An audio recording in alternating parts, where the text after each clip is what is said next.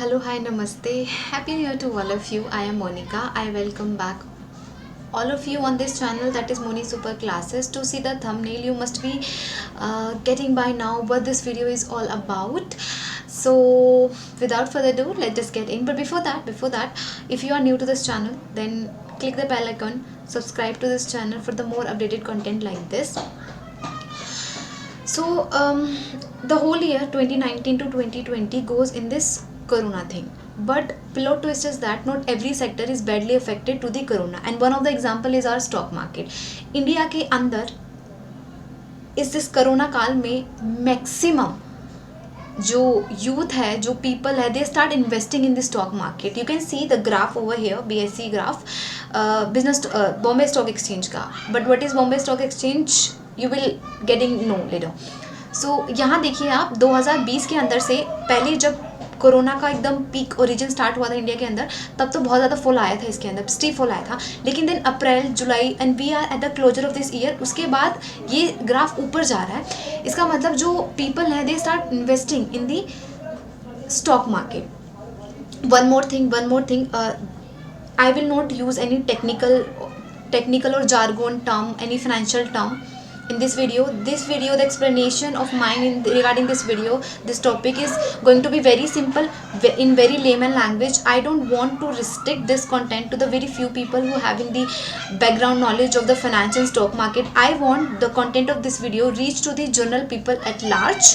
Okay, so whether you having this knowledge or background or experience in the stock market, well and good. If you don't have, then let it be.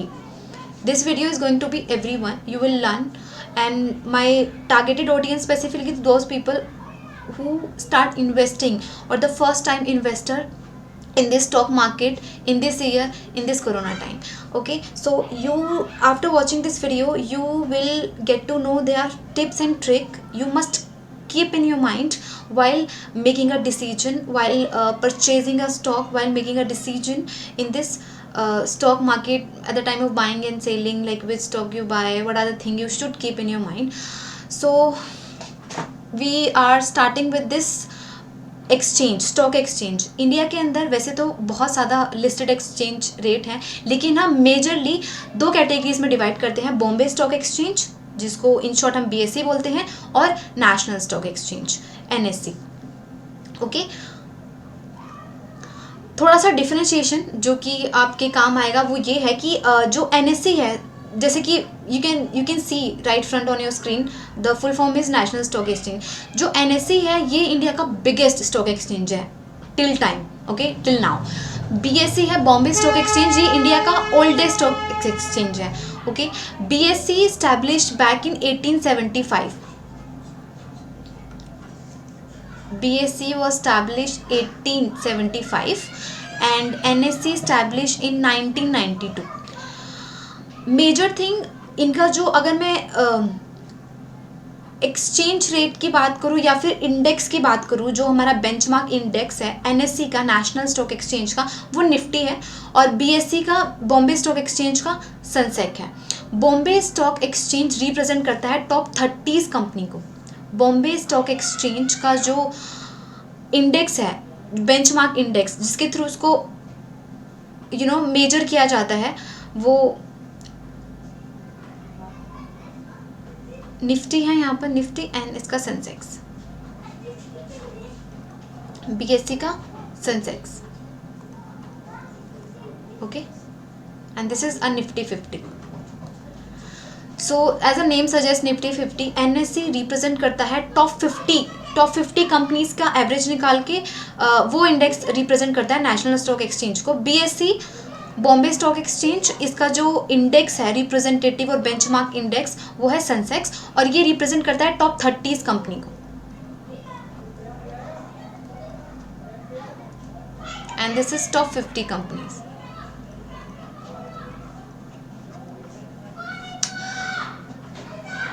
I think this is enough for the basic information. Main topic होने वाला है what are the ways to manipulate the stock or what are the ways to manipulate the security and stock or shares in the stock markets. So they are the tricks and tactics applied by the manipulators in order to gain the maximum benefit to themselves. First is a pump drum, short distort, wash trading, broker pledge share, spoofing the tape, and bear reading or poop and scoop. So I'm sorry I speak in English, so this video is all about in Hindi. तो ये कुछ manipulation के tactics हैं जो कि invest करते हैं manipulator के थ्रू द्वारा इनको एक्सरसाइज किया जाता है. हम वन बाय वन एक एक करके हम जानेंगे इनके अंदर क्या होता है. लेकिन पहला क्वेश्चन हमारे दिमाग में उठता है कि मैनिपुलेशन है क्या. मैनिपुलेशन क्या होता है? मैनिपुलेशन ये होता है जब शेयर्स को या जो मैनिपुलेटर्स हैं वो क्या करते हैं, जानबूझकर ऐसी सिचुएशन क्रिएट की जाती है, किसी एक स्टॉक को टारगेट किया जाता है, जानबूझकर उसके जो प्राइस को इन्फ्लेट और डिफ्लेट किया जाता है, यानी उसके प्राइस को बढ़ाया जाता है और कम किया जाता है सुपरफिशियल लेवल पर. उनका इंटेंट जानबूझकर इंटरफेयर किया जाता है किसी मार्केट के ऑपरेशंस के अंदर, सो दैट जो मैनिपुलेटर्स हैं, जो लोग ये कर रहे हैं, उनका इंटेंशन क्या आता है इस चीज़ के रिगार्डिंग, ताकि उनको पर्सनल गेन हो पाए. उसको बोलते हैं मैनिपुलेशन. जब आप जानबूझकर किसी शेयर के प्राइस को बढ़ाते हो या फिर कम करते हो, प्रेशर डालते हो, सो दैट तुमको कुछ फ़ायदा हो पाए, उसको बोलते हैं मैनिपुलेशन. अब ये मैनिपुलेशन तो है भाई, इसके रिगार्डिंग ही सारा ये सिस्टम वर्क करता है, इसके रिगार्डिंग ही शेयर मार्केट में कंपनियां अर्न करती हैं. तो थोड़ी बहुत मैनिपुलेशन तो हर जगह होगी ही, लेकिन जब ये मैनिपुलेशन का लेवल थोड़ा सा ज़्यादा हो जाए, जब ये मैनिपुलेशन का लेवल जो हमारे इन्वेस्टर्स हैं, रिटेल इन्वेस्टर्स हैं, उनको प्रेशराइज करना लग जाए, उनको एक्सप्लॉइट करने लग जाए, तो ये कुछ ट्रिक्स हैं, not just tricks, they are situation जो अप्लाई की जाती हैं, एक्सरसाइज की जाती है मैनिपुलेटर्स के द्वारा. पहली जो सिचुएशन आती है पम्प ड्रम. अब ये पम्प ड्रम क्या है, you will get by now. Let me take you to the slide. Pump drum, जैसे कि नाम से ही पता चल रहा है, pumping of the stock begin manipulator by the huge chunk. इस सिचुएशंस के अंदर क्या होता है, इसमें जो हमारे मैनिपुलेटर्स होते हैं, देखो पहली बात तो ये है कि प्राइस, शेयर मार्केट में जो प्राइस होता है शेयर्स का, उसको इन्फ्लेट करने, मैनिपुलेट करने पे सबसे बड़े बड़े जो दिग्गज लोग होते हैं, जो रेगुलेटर्स हो गए, हमारे प्रमोटर्स हो गए, सब इन लोगों का हाथ कहीं ना कहीं होता है. लेकिन पंपिंग ऑफ स्टॉक में क्या होता है, जब आप स्टॉक परचेज, जो मैनिपुलेटर्स हैं वो कैसे इसका फ़ायदा उठाते हैं, वो ज़्यादा से ज़्यादा ना चंक खरीदना स्टार्ट कर देते हैं किसी एक पर्टिकुलर टारगेटेड स्टॉक का. जब वो ज़्यादा से ज़्यादा चंक खरीदेंगे तो और उसके बाद क्या करते हैं, वो पॉजिटिव इन्फॉर्मेशन रिलीज़ करना स्टार्ट कर देते हैं कि हम ये स्टॉक खरीद रहे हैं, ठीक है, और बहुत ज़्यादा गुड न्यूज़ किसी पर्टिकुलर सिक्योरिटी के बारे में कि आने वाले टाइम पे इसका प्राइस इंक्रीज़ हो जाएगा, मतलब वेरी गुडविल स्प्रेड करना स्टार्ट कर देंगे उस पर्टिकुलर शेयर के बारे में. जब इतनी ज़्यादा गुडविल होगी तो उस पर्टिकुलर शेयर का जो प्राइस होगा वो इंक्रीज़ हो जाएगा. जब उसका प्राइस इंक्रीज़ हो जाएगा, जो भोले भाले, जो कि नेव इन्वेस्टर्स हैं, जो कि न्यू इन्वेस्टर हैं, जिनके पास उतनी नॉलेज नहीं है, वो भी, ये क्यों किया जाता है, बाय द वे उनको अट्रैक्ट करने के लिए किया जाता है. जो मैनिपुलेटर्स हैं उनको पता है वो क्या करेंगे, वो चंक किसी सिक्योरिटी का बड़ा सा उन्होंने खरीद लिया, ठीक है, उसके बाद वो क्या करेंगे, उस जो चीज़, जिस शेयर के चंक उन्होंने खरीदे हैं उसके बारे में पॉजिटिव इन्फॉर्मेशन फैलाएंगे, अच्छे से एडवर्टाइजमेंट करेंगे. एडवर्टाइजमेंट और गुड माउथिंग से उस पर्टिकुलर शेयर का प्राइस इंक्रीज हो जाएगा. जो कि नेव इन्वेस्टर्स हैं, जिनको शायद इतनी नॉलेज नहीं है, जब वो देखेंगे कि इतने बड़े बड़े जो एक्सपर्ट्स हैं उन्होंने इस पर्टिकुलर शेयर्स को खरीदा हुआ है, तो वो क्या करेंगे, वो भी खरीदना स्टार्ट कर देंगे, उस शेयर पे इन्वेस्ट करना स्टार्ट कर देंगे. और जैसे जैसे जब ज़्यादा से ज़्यादा लोग डिमांड करते हैं, देखो इसमें ये ऐसे काम करता है हमारा स्टॉक मार्केट, जब किसी शेयर की डिमांड ज़्यादा होती है ना, तो उसका प्राइस ज़्यादा होता है. ओके, अब जब इस केस में जब हमें पता है इतनी गुड माउथिंग से, इन एडवर्टीजमेंट से किसी शेयर के प्राइस को इंक्रीज़ किया जा रहा है, तो ताकि हम अदर इन्वेस्टर्स को, जो अदर अनइन्फॉर्म्ड इन्वेस्टर है, right word would be uninformed, जिनको उतनी नॉलेज नहीं है, उनको आप अट्रैक्ट कर सको, परसुएड कर सको कि वो भी उसी सिक्योरिटी में इन्वेस्ट करें. उसके बाद जब वो सिक्योरिटी, ज़्यादा से ज़्यादा इन्वेस्टर किसी एक पर्टिकुलर सिक्योरिटी में इन्वेस्ट करेंगे, इसका मतलब डिमांड ज़्यादा हो रही है और प्राइस ज़्यादा हो गया. अब जो मैनिपुलेटर्स हैं, जिन्होंने स्टार्टिंग में जो चंक बाय किया था, ठीक है, तो वो क्या करेंगे, वो सेल करना स्टार्ट कर देंगे. उन्होंने सेल कर दिया. अब आप देख रहे हो, आपने खरीदा था कम में और आप सेल कर रहे हो जब उसका प्राइस बहुत ज़्यादा हो गया. आपको फ़ायदा हो गया, आप कौन, जो मैनिपुलेटर्स हैं उनको फ़ायदा हो गया, वो सेल करना स्टार्ट कर देंगे। और जैसे जैसे मैनिपुलेटर सेल करना स्टार्ट कर देंगे, उसका मतलब उस शेयर की वैल्यू कम हो गई, और जो अनइन्फॉर्म इन्वेस्टर है उनको लॉस होता है, जो कि नेव इन्वेस्टर है, जो कि नए हैं स्टॉक मार्केट में, उनको लॉस होता है। तो ये ट्रिक ऐसे मैनिपुलेटर इस पम्प ड्रम के थ्रू पर्सनल गेन करते हैं। यू कैन सी ये पम्प ड्रम ऐसे काम करता है कि पहले तो आप बाय करते रहो, प्राइस इतना बढ़ा दो, और एक टाइम पे आने के बाद आप उसको डंप कर दो, शेयर को डंप करना स्टार्ट कर दो। डंप मीन्स उसको सेल करना स्टार्ट कर दो, तो शेयर का प्राइस नीचे चला जाएगा। जो अनइन्फॉर्म्ड इन्वेस्टर्स हैं, जिनको उतनी नॉलेज नहीं है, जिनको ने आपको देखकर शेयर खरीदे थे, तो उनको लॉस बियर करना पड़ता है, उनके पास कम वैल्यू रह जाती है। शेयर जब कम हो जाता है उनके पास, उनको वो बियर करना पड़ता है। सेकंड जो सिचुएशन और जो ट्रिक्स आती है, जो वेज आते हैं, जिनके थ्रू जो इन्वेस्टर्स हैं, प्रमोटर्स हैं और रेगुलेटर्स हैं, वो ट्रिक अप्लाई करते हैं, मैनिपुलेट करते हैं अपने पर्सनल गेन के लिए, वो होती है short and distort, very major. इसके अंदर शॉर्ट डिस्टॉर्ट के अंदर क्या होता है अभी हम सीखते हैं। देखो, शॉर्ट और डिस्टॉर्ट, पहली तो चीज़ ये है, ये शॉर्ट और डिस्टॉर्ट ये लीगल प्रैक्टिस है, इसको आप इलीगल नहीं मान सकते, क्योंकि इसके अंदर आता है short selling.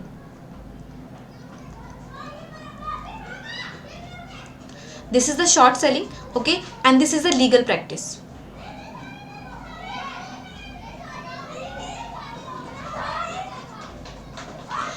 Exercise by the manipulator.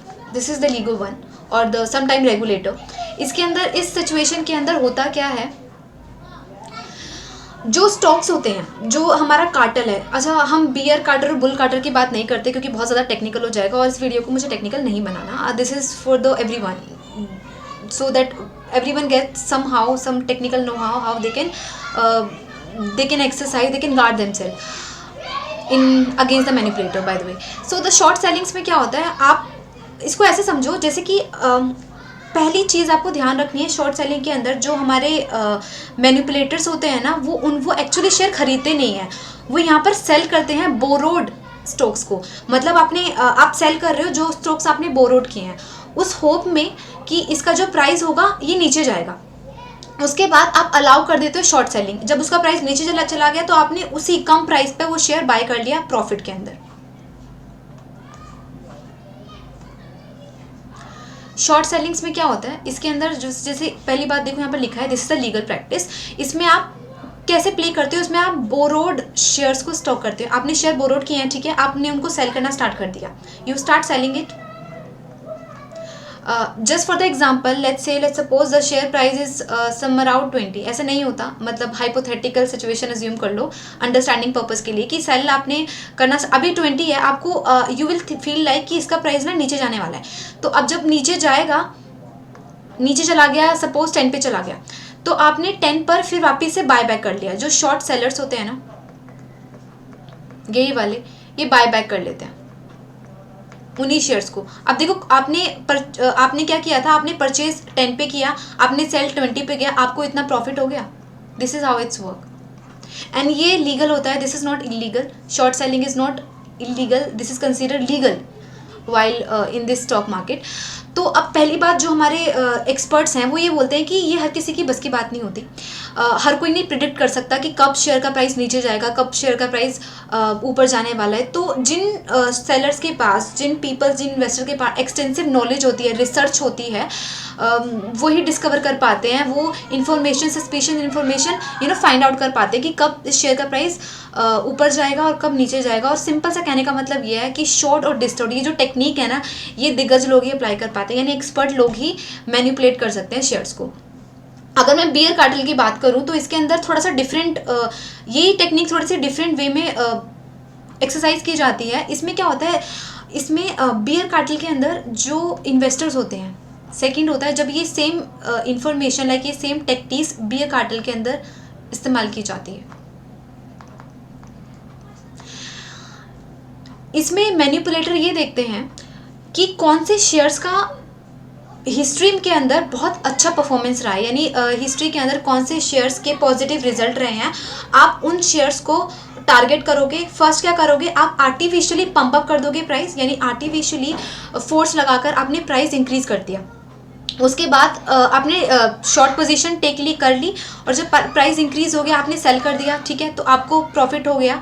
उसके बाद जो शेयर्स आपने, जिन कि रिगार्डिंग आपने इन्फॉर्मेशन फैलाई थी कि इस पर्टिकुलर शेयर्स का प्राइस इंक्रीज होने वाला है, आपने उसी शेयर्स के रिगार्डिंग नेगेटिव इन्फॉर्मेशन फैलानी स्टार्ट कर दी through the public campaign, stock जो स्टॉक ऑप्शन पर्टिकुलर चैनल्स होते हैं टीवी के अंदर।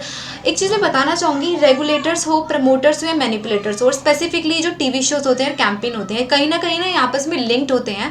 ये इन सब का एक कार्टल बना होता है जिसके थ्रू ये मैनिपुलेट करते हैं अपने हमारे पर्टिकुलर कंपनी के स्टॉक्स को। तो एवरीथिंग समहाउ इंटरकनेक्टेड।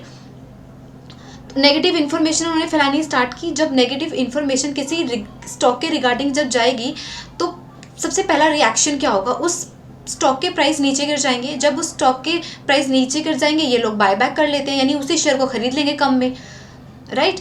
तो अब रीज़न क्या हुआ, वाई दे डू दैट। इनका एक सबसे बेसिक इंटेंशन तो यही रहती है कि आप you just manipulator try to hold security at a cheaper price.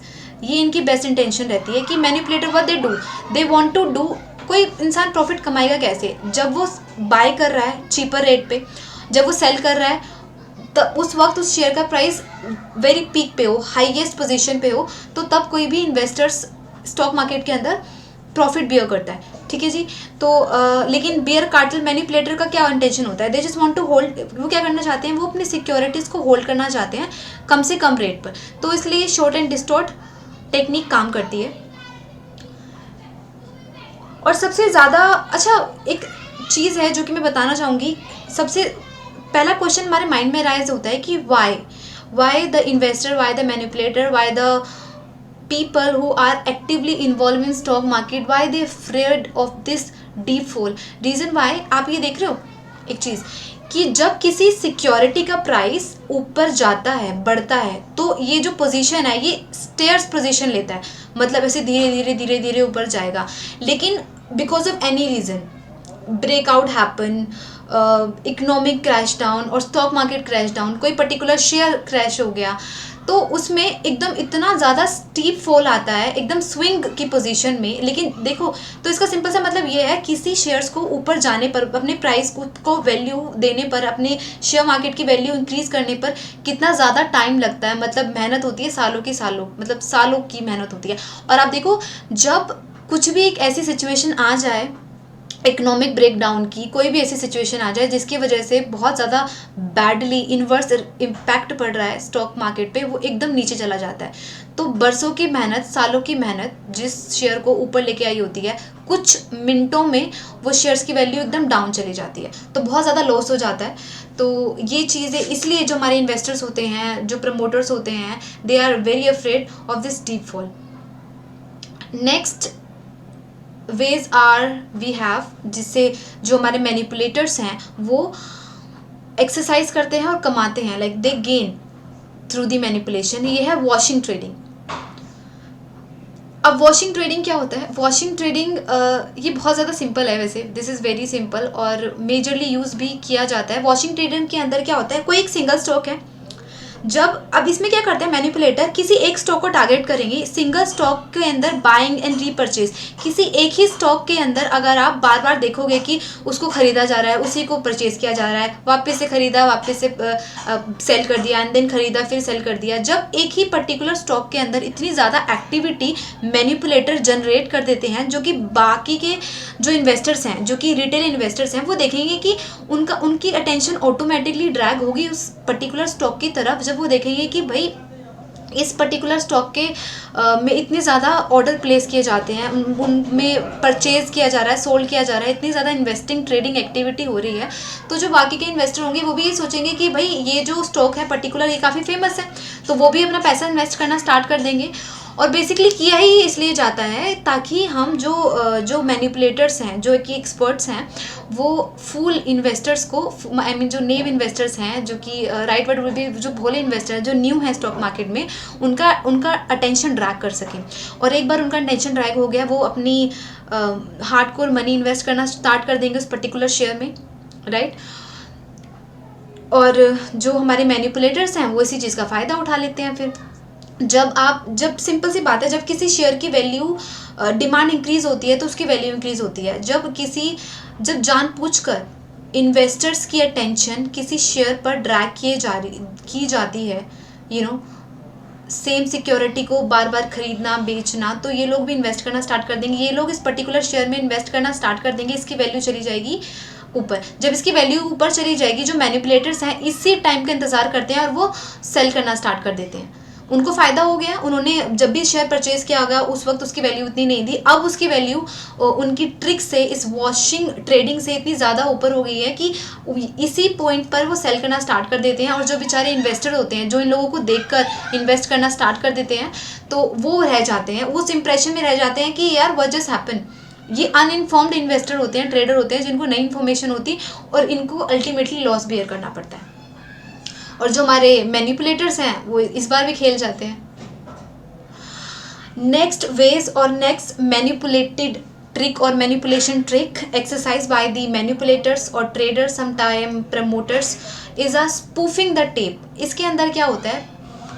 Spoofing the tape, it's a little bit or not little bit, is somehow similar with the scoop and poof. Spoofing the tape, इसके अंदर simple सी बात ये होती है, यहाँ पर layers होती है। स्पूफिंग को हम लेयरिंग के थ्रू भी आइडेंटिफाई करते हैं। इसके अंदर क्या होता है, मैनिपुलेटर्स ना ऑर्डर प्लेस करते हैं किसी मार्केट के अंदर किसी पर्टिकुलर शेयर को टारगेट करने के लिए। इवन तो उनकी इंटेंशन होती नहीं है कि वो उस शेयर को खरीदेंगे, लेकिन वो ऑर्डर पे ऑर्डर प्लेस किए जा रहे हैं। जब आप खुद सोचो किसी एक पर्टिकुलर शेयर्स के रिगार्डिंग इतने ज़्यादा बाहर से ऑर्डर आए जा रहे हैं, और जो अगर मैं नेव इन्वेस्टर्स हूँ, मैं ये देखूंगी कि भाई इस पर्टिकुलर शेयर में शेयर के मतलब इतने ज़्यादा पेंडिंग ऑर्डर है, मतलब इतने ज़्यादा ऑर्डर एग्जीक्यूट होना बाकी हैं, इतने ज़्यादा लोग डिमांड कर रहे हैं इस शेयर्स की, तो हो सकता है ना इस शेयर की प्राइस जो होंगे वो ऊपर जाएंगे, ये शेयर ऊपर जाएगा। तो मैं क्या करूँगी एज ए नेव इन्वेस्टर्स, मैं झांसे में आ जाऊँगी, जो कि आ जाते हैं लोग अनइन्फॉर्म रिटेल इन्वेस्टर्स जो होते हैं, और वो भी शेयर में इन्वेस्ट करना स्टार्ट कर देते हैं। अब जब उन्होंने शेयर में इन्वेस्ट करना स्टार्ट किया तो इसका मतलब डिमांड हो गई ज़्यादा, और जब डिमांड ज़्यादा हो गई तो प्राइस ऊपर चला गया शेयर्स का, और जब प्राइस ऊपर चला गया और इसी टाइम का जो मैनिपुलेटर्स होते हैं वेट करते हैं, तो उन्होंने क्या किया, उन्होंने सेल करना स्टार्ट कर दिया ज़्यादा पर, और I mean that is how they make a profit. और जो इस बार भी जो अनइन्फॉर्म रिटेल इन्वेस्टर्स होते हैं वो रह जाते हैं। तो लेकिन इनमें एक चीज़ नोटिस करने वाली है, ये वॉशिंग ट्रेडिंग की तरह सिमिलर आपको लग रहा है, लेकिन ये है नहीं, क्योंकि यहाँ पर ना ऑर्डर प्लेस किए जाते हैं, इंटेंशन होती नहीं है बाय करने वाली।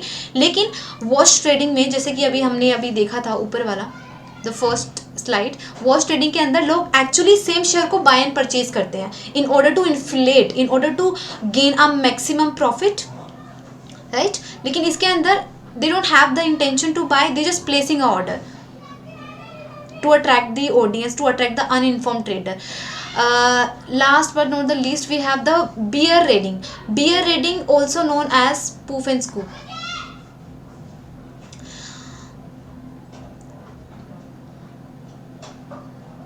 Bear raiding, we know that the large player take away the whole show. The bear raiding is when the large player force share price lower by placing the large sell order. It has been written as कि जो investor हैं, जो बड़े large player हैं, वो invest करना चाहते हैं इसमें, वो इन्वेस्ट करते हैं, बट वो क्या करते हैं, वो किसी शेयर के प्राइस को ना इतना ज़्यादा फोर्स लगा देते हैं कि उस पर्टिकुलर शेयर्स का प्राइस जो होता है वो नीचे चला जाता है, और जब प्राइस किसी का लोअर हो गया तो उसी टाइम जो लार्ज ऑर्डर, आई मीन उस टाइम वो परचेज करना स्टार्ट कर देते हैं। लेकिन ये ऐसे करते क्यों है, मतलब वाई, कोई भी इन्वेस्टर कैसे इतना प्रेशर डाल सकता है कि किसी शेयर का जो प्राइस है वो नीचे जाए? कोई ऐसे कैसे करेगा? सिंपली जब आप लार्ज से लार्ज शेयर होंगे, चंक जो होगा उस पर्टिकुलर शेयर का, जब आप सेल करने लग जाओगे, जब आप सेल करोगे, इसका मतलब सप्लाई ज़्यादा हो गई, तो इसका मतलब जो प्राइस होगा वो कम हो जाएगा। इसको बोलते हैं बियर रेडिंग। इसके अंदर सिंपल भाषा में ऐसे समझो इसको, जो लार्ज प्लेयर हैं, जो लार्ज प्लेयर फोर्स है मार्केट के अंदर, वो एक पर्टिकुलर स्टॉक को करेंगे टारगेट। उन्होंने एक स्टॉक को टारगेट किया, कैसे करेंगे टारगेट? उनको करना है किसी शेयर का प्राइस कम, और वो कैसे होगा? जब ज़्यादा से ज़्यादा वो शेयर उसके सेल करने स्टार्ट कर देंगे। जब आप किसी पर्टिकुलर शेयर्स के चंक को सेल करना स्टार्ट कर देते हो, स्पेसिफिकली जो लार्ज प्लेयर होते हैं, तो उस शेयर की वैल्यू ना ऑटोमेटिकली नीचे चली जाएगी, तो वो शेयर का जो प्राइस होता है वो प्लंज करना स्टार्ट कर देता है, और जब वो प्लंज करना स्टार्ट कर देगा तब जो मैनिपुलेटर्स होते हैं वो बाय कर लेते हैं, क्योंकि अब उसकी वैल्यू है ना अंडर वैल्यूड हो गई, जो स्टैंडर्ड प्राइस है उससे कम वैल्यू हो गई है उस शेयर की। तो this is how they make a profit, और वो परचेज कर लेते हैं। और जो हमारे अनइन्फॉर्म इन्वेस्टर्स रह जाते हैं, मतलब हाथ हिलाते हिलाते उनके पास कुछ रह ही नहीं जाता, क्योंकि उन्होंने जो वैल्यू होल्ड की होती है, अब उस शेयर की वैल्यू भी इतनी कम हो गई है। ऑल्सो अगर ये मैं आपको बोल रही थी कि ये जो सेम है poof raiding, beer raiding similar होती है पूप एंड स्कूप के। Reason why poop and scoop generally जो ये टर्म होती है ये यूज़ की जाती है टारगेट मीडियम और लार्ज कैप कंपनीज के ऊपर। तो let me just write it down. This is also known as or similar with the poop and scoop. Same technique, name में डिफर है। फर्क ये है कि जो पूप एंड स्कूप है, not poor, it's a poop and scoop, this technique or manipulator use this or exercise this technique or this way in order to inflate the price of security, specifically in the area of mid cap companies and large cap companies.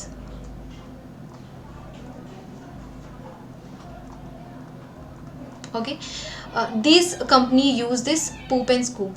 So by now हमने सीखा कि कैसे जो investors होते हैं और promoters होते हैं वो मैनिपुलेट करते हैं शेयर्स के प्राइस को, और जो मैनिपुलेटर्स होते हैं कैसे वो प्रॉफिट अर्न करते हैं अपने पर्सनल गेन के लिए, और कैसे जो हम लोग नेव इन्वेस्टर्स होते हैं जो न्यू है शेयर मार्केट के अंदर, या जिनको इतनी एक्सपर्टाइज नहीं, एक्सपीरियंस नहीं है, या जिनके पास उतनी नॉलेज नहीं है, वो अपने आप को गार्ड नहीं कर पाते और वो फंस जाते हैं, and they have to ultimately bear the all repercussion, और लॉस उनको बेयर करना पड़ता है।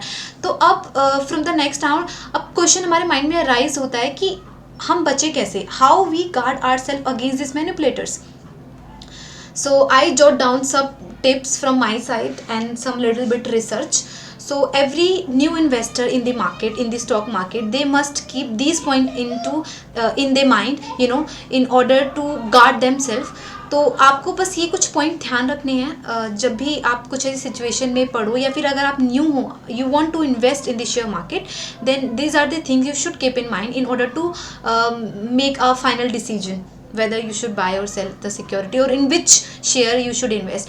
First point we have, go for the long term investment. सबसे पहली बात, अगर आप इन्वेस्ट कर रहे हो शेयर मार्केट में, do not fall in the short term investment, okay, just go for the long term investment. reason why, long term investment में आपके फॉल होने के चांसेस कम होते हैं, और लॉन्ग टर्म इन्वेस्टमेंट में जितना ज़्यादा टाइम होता है उतना ज़्यादा शेयर ग्रो करता है, ये देखा जाता है। तो just go for the long term investment, play safe, simple सा कहने का मतलब ये है। इन्वेस्ट इन अ वॉल्यूमनस शेयर्स और अ स्टॉक। ये देखिए, this is the image, this is a graph of the ये देख रहे हो आप यहाँ पर कितना ज़्यादा वॉल्यूम है। तो जितना ज़्यादा आपका वॉल्यूम होता है ना शेयर्स का, उतना आप अपने आप को अच्छे से गार्ड कर पाते हो। यानी यहाँ पर मैनिपुलेटर्स चाह के भी आपका उतना बिगाड़ नहीं सकते, मतलब आपको कम लॉस बेयर करना पड़ेगा इन केस अगर ये शेयर भी मैनिपुलेट किया भी गया तो। वैसे ये जो ग्रीन देख रहे हो आप, ग्रीन बार्स देख रहे हो, ये होता है जब शेयर्स के जो प्राइस होते हैं वो इंक्रीज जाते हैं या फिर लोग ज़्यादा इन्वेस्टमेंट करना स्टार्ट कर देते हैं। और जो ये रेड बार्स देख रहे हो, इसका मतलब ये है कि शेयर्स के जो प्राइस है वो काफ़ी डाउन जा रहा है, बहुत ज़्यादा फॉल जा रहे हैं। और ये वॉल्यूम कितना अच्छा है शेयर्स के अंदर, इसका मतलब इन स्टॉक्स में जिन स्टॉक्स की वॉल्यूम ज़्यादा होती है, एक्टिविटी ज़्यादा होती है, just go for those shares if you are new, if you new in this stock market. Third thing we have, beware of the fake news. सबसे इम्पॉर्टेंट चीज़ है, आपने देखा होगा मैनिपुलेटर्स यूज़ ही करते हैं एडवर्टीजमेंट का। आपने टीवी शोज़ भी देखे होंगे, कोई भी टीवी शोज़ में जब भी आप जो स्पेसिफिकली शेयर मार्केट से रिलेटेड होते हैं, बिजनेस से रिलेटेड होते हैं, वो क्या करते हैं, किसी भी एक पर्टिकुलर कंपनी या ब्रांड को टारगेट करते हैं और इतनी ज़्यादा मतलब फॉल्स और पुअर प्रोडक्शन करते हैं उसके बारे में कि आने वाले टाइम पर ना उसके शेयर्स ना, उसका जो वैल्यूज़ होती है, शेयर्स की वैल्यू होती है, वो अल्टीमेटली डाउन चली जाती है। तो कहीं ना कहीं ये जो कैंपेन चलाते हैं ना लोग, इनसे भी फ़र्क पड़ता है और मैनिपुलेटर इन्हीं का यूज़ करते हैं। तो आपको फेक न्यूज़ से तो बच के रहना है। ओके, अब how you can guard, how you can analyse, how will you know कि this is a fake news and this is a real one, this is the genuine one. तो simply just approach the broker, approach, go for the itsy bitsy and little bit research while making a decision. तो आप इन सब चीज़ों से बच जाओगे automatically. Next point we have, a beware of a शैम्प messages. I have the proof here. हर किसी को ना ये मैसेज तो आते ही आते हैं। तो ये कुछ मैसेजेस हैं जो हम लोग आए दिन रिसीव करते हैं कि 100% श्योर कॉल, ये सारे फेक मैसेजेस होते हैं। तो do not fall in this kind of scheme और this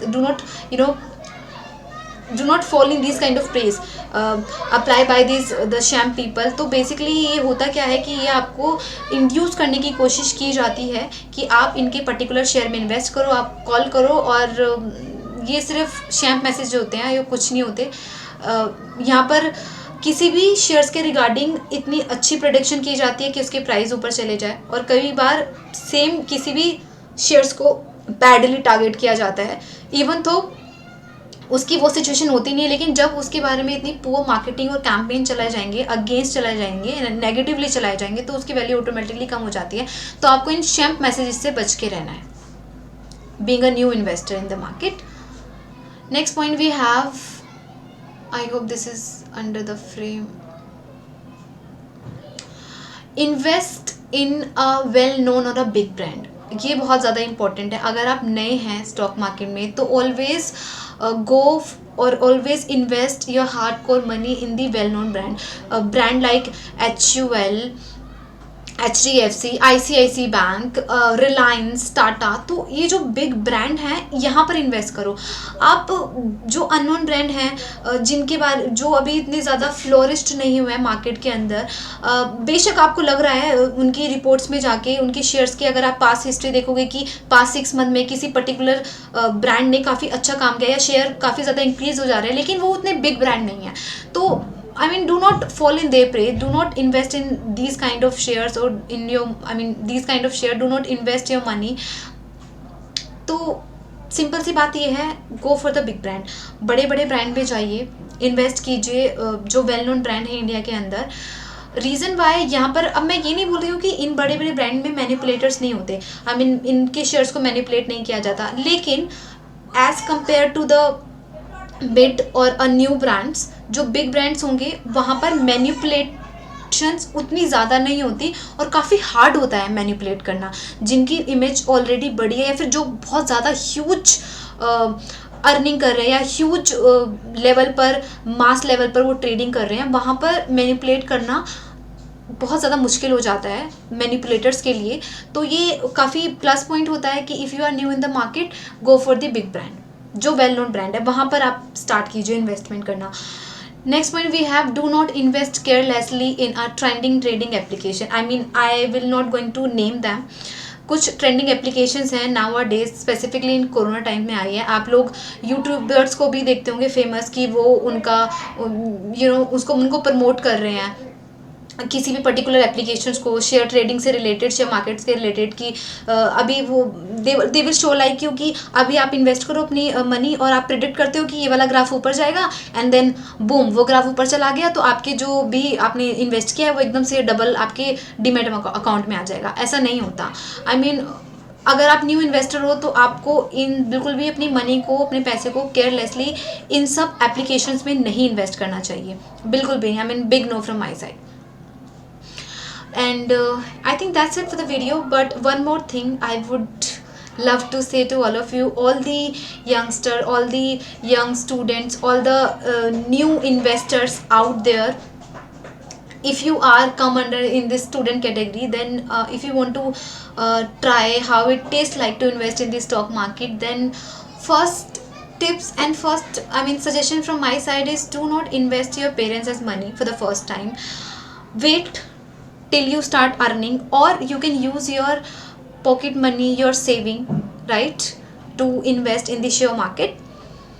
Rest, you guys are intelligent enough, you know what to take, what to discard, everything. It's your wish. So but that's it, that is all about this video. Gives a thumbs up if you enjoy this video. I want you guys comment in the comment section, negative, positive, anything, just comment in the comment section how you like the content, or subscribe this channel, give a thumbs up if you want the updated content like this. And yeah, thank you so much. Signing off. Have a nice time. Bye for now.